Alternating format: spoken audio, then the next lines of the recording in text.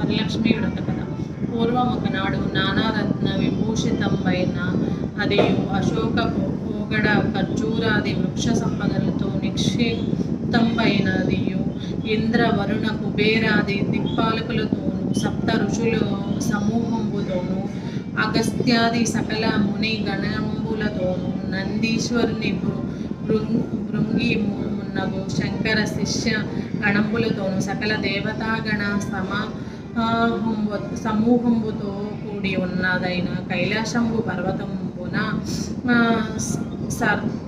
సర్వులు సర్వేశ్వరుణ్ణి కీర్తించుచుండగా పరమేశ్వరుడు అత్యంత ఆనంద పారవస్యంతో నున్న సమయంబున పక్కనే కూర్చున్న అర్ధనిమిలిత నేత్రుడైన అర్ధనారీశ్వరుని అర్ధాంగి అయిన పార్వతి తన భర్తను స్వామి సర్వేశ్వర, ఈ సకల చరాచర జీవరాశిని సమర్థంగా సుఖంబుగా నుండునట్లు పాలిస్తున్నావు. అట్లే లోకమునందలి జనులను సుఖముగా సంపదను నొసంగి పరమపావనమైనదియను శుభకరమైనది ఒక వ్రతమును తెలియజేయమని అడిగింది.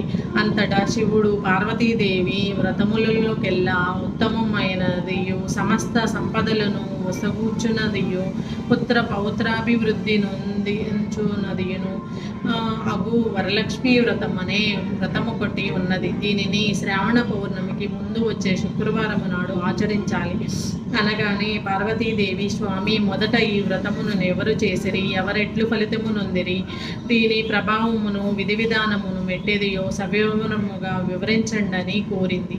అర్ధాంగి అంత ముద్దుగా అడిగితే అర్ధనారీశ్వరుడు తెలుపకుండా ఉంటాడా? సరే దేవి, ఈ వ్రత ప్రభావం మెట్టిదో వివరింపుదను వినుము అంటూ ఇట్లు చెప్పసాగారు.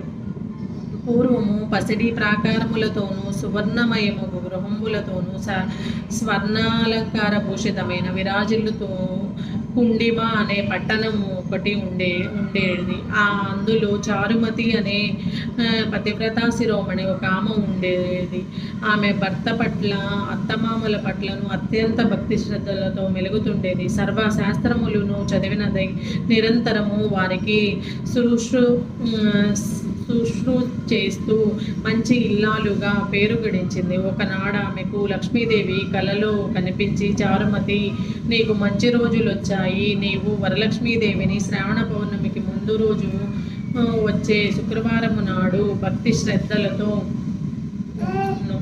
పూజించు, ఇష్టకామ్యార్థ సిద్ధి పొందగలవు. వరలక్ష్మీదేవి అనుగ్రహమును పొంది వరములను పొందగలవు అని చెప్పింది. అంతటా కలలోని ఆ చారుమతి